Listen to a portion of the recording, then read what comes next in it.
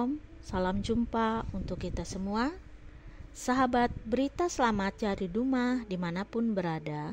Pada saat ini bersama dengan saya, Pendeta Ciwanita Usale STH dari Resort GKI Sampit, bersama-sama akan menyampaikan renungan harian hari ini dari kitab Hakim-Hakim pasal 3 ayat yang ke-7 sampai dengan ayat yang ke-11.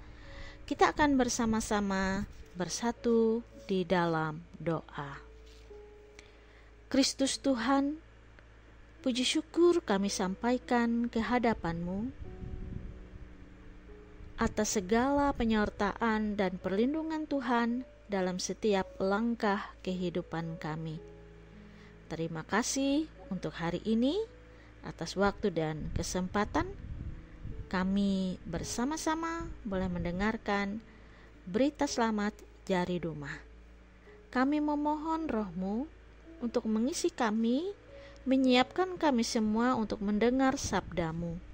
Tolonglah kami menanggapi sapaan-Mu, supaya kami belajar dan bertumbuh melalui perjumpaan kami dengan Engkau. Terima kasih bahwa Engkau berkenan menerima dan menyapa kami. Pakailah setiap kami sebagai alat-Mu, dan biarlah segala kemuliaan adalah bagi Tuhan dan untuk kemuliaan dan keagungan nama-Mu. Di dalam Yesus Kristus kami berdoa. Amin. Dari kitab Hakim-Hakim pasal 3 ayat yang ke-7 sampai dengan ayat yang ke-11. Saya akan membaca pada ayat yang ke-7, ke-9 dan yang ke-10 di dalam perikop Otniel.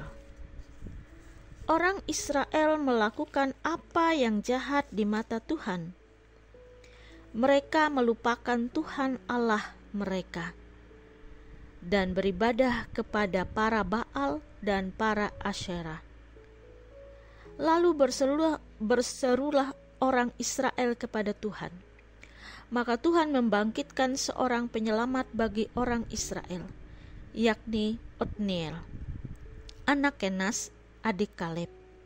Roh Tuhan menghinggapi dia, dan ia menghakimi orang Israel. Ia maju berperang. Lalu Tuhan menyerahkan Kosian Risyataim, Raja Aram, ke dalam tangannya, sehingga ia mengalahkan Kosian Risyataim. Amin. Bersama-sama dalam tema kita pada saat ini, ingat betapa luar biasa kebaikan Tuhan.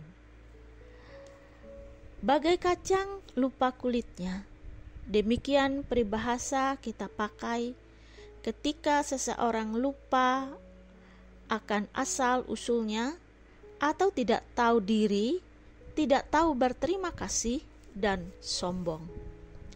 Melupakan orang-orang yang sudah berjasa dalam hidupnya dan yang telah mendukungnya sehingga ia berhasil.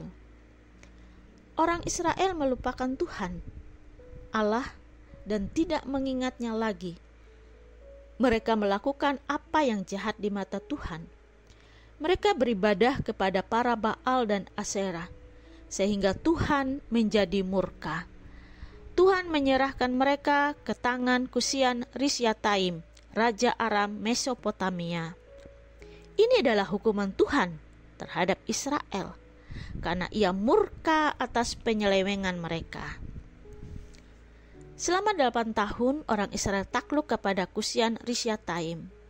Tentu tidaklah mudah menjadi bangsa yang ditaklukkan. Orang Israel menderita di bawah jajahan bangsa penakluk. Namun pada akhirnya mereka sadar dan berseru kepada Tuhan.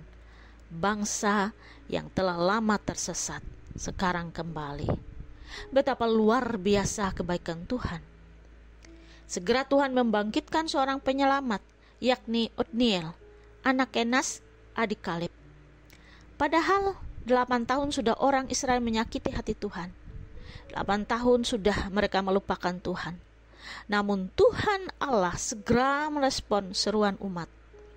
Allah bergerak dan mengutus Otniel untuk memimpin Israel berperang melawan musuh mereka.